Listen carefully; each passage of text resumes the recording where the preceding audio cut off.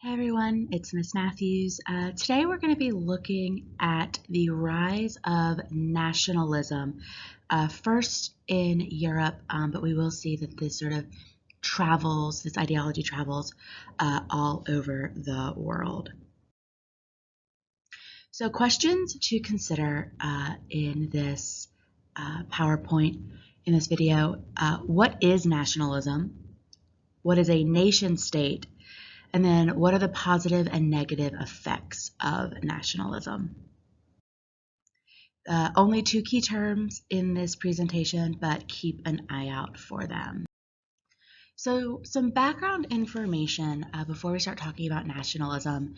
When we look at a map of Europe, sort of in the early 1800s, we see that there are a lot of various ethnic groups and culturally diverse groups that live together under rulers sort of in a specific country.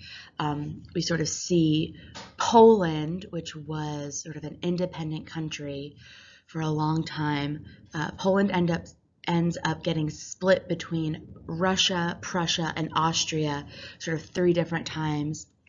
So the Polish people no longer have their own country. They are sort of absorbed into three other countries and are not able to make decisions themselves.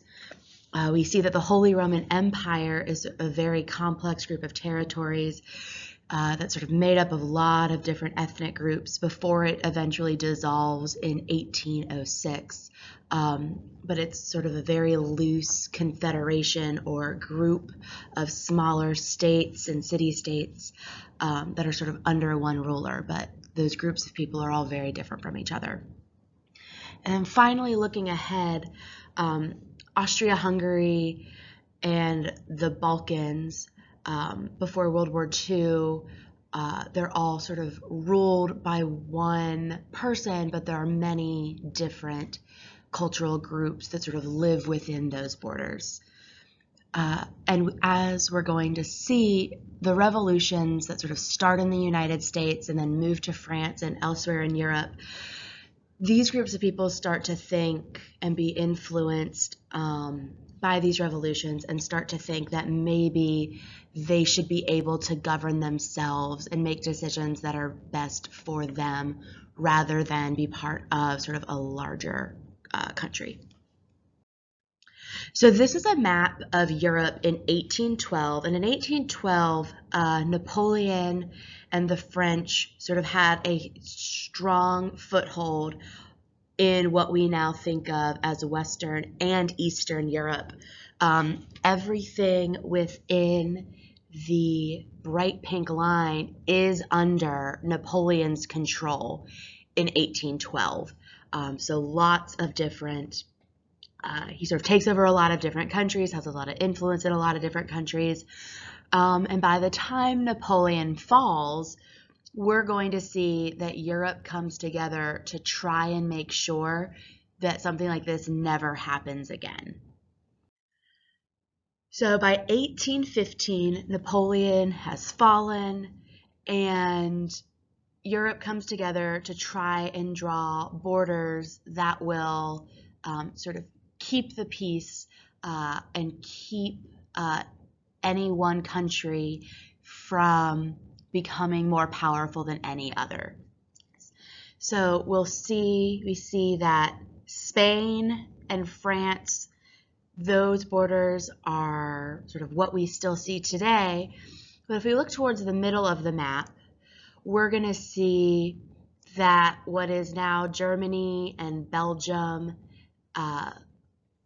Italy, Austria, basically all of Eastern Europe, they're all organized into maybe individual states, one large state, and we're going to start to see that people want to either bring similar groups of people together. That's what we're going to see in Germany and in Italy, but we're also going to see that nationalism is going to break up some of Europe into smaller countries. So, what exactly is nationalism? We can define nationalism as an ideology and a movement that promotes the interests of a particular nation. And when we say nation, we're thinking of a group of people, with especially with the aim of gaining and maintaining the nation's sovereignty or self-governance over its homeland. So, really, nationalism at its core is a movement that aimed to give groups of people their own nation so they could make decisions for themselves, so they could govern themselves rather than be part of sort of this giant empire. So that's really what nationalism is at its core. So, characteristics of nationalism, we sort of see its immediate origins are the French Revolution and the Napoleonic Wars. Remember that map of 1812? We start to see Napoleon really consolidate power in Europe. Napoleon is a figure that sort of comes out of the French Revolution. And we start to see that it gets people thinking about governing themselves. Nationalism aims to turn cultural unity into self-government. There are lots of different things that contribute to a national identity, things like a common language, a common history, traditions, anything that sort of brings people together might be considered national as part of nationalism. And we see that nationalism is going to be a reaction to conservatism and wanting to keep the status quo in Europe. Remember, conservatism sort of comes out after Napoleon. Europe is trying to keep the balance of power, sort of go back to the old ways, stay traditional. And so we see that nationalism sort of comes out as a reaction to conservatism, and it's really supported by liberals, and especially what we think of as Democrats. We see that German Herder, he sort of says every nation should be sovereign and contain all members of the same nationality. Herder is he's German at this point. Germany is not a single state. It's sort of lots of different states, and he's referring to the fact that all Germans should be under one German state because they all consider themselves to be German, but there is no one German state. It's just a lot of different small countries and smaller states. So when we think about nationalism, we also need to think about a nation state. So when we think of a nation state sort of today, those are independent countries. So the United States is considered a nation state. Germany is considered a nation state. Russia is considered a nation state. China. We today think of countries as sort of these independent groups. We don't really see giant empires like we saw in the 1800s and the early 1900s.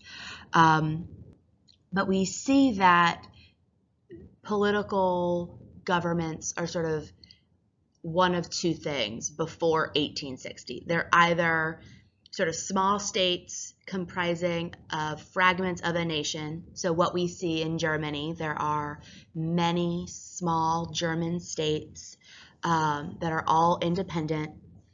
Or we see these sort of giant empires that are sort of made up of lots of different people that are ruled by a small group of people. And this is what we can think of with the British Empire sort of during this time. The British Empire was not just the island of what is now the United Kingdom. It was, they had colonies all over the world. So it's sort of one or the other. You're either sort of disconnected from other people who you share a common identity with, or you're part of a large empire with lots of different backgrounds and identities. But sort of since 1860, sort of since this nationalism movement has sort of started, we start to see that this idea of a nation state or smaller countries that sort of include the same groups of people, we start to see that people start to think of themselves as part of a smaller group and not necessarily part of a larger empire. So we see nationalism sort of unites people into larger units. So we can define a nation state as a sovereign state whose citizens or subjects are relatively homogeneous in factors such as language or common descent. So things like language, beliefs, origins, common histories, those sort of all go to this idea of a nation state in the 1800s. And we sort of see on this slide there are lots of different things that can contribute to the formation of a nation state. Common religion, a common ethnic ancestry, a common tie to certain land, language, history, and finally, culture. And we're going to see that, especially in Western society, nationalism becomes a dominant force after 1850. So there is a push to have individual states rather than larger empires. And nationalism actually becomes a big part of revolutions we see in the 1830s and then specifically in 1848. There are a lot of revolutions sort of as a reaction to conservatism and the concert of Europe. We see that nationalism is a driving force, but actually most of these revolutions fail, and there are very few forms that are enacted. Specifically, the 1848 revolutions are a watershed political event.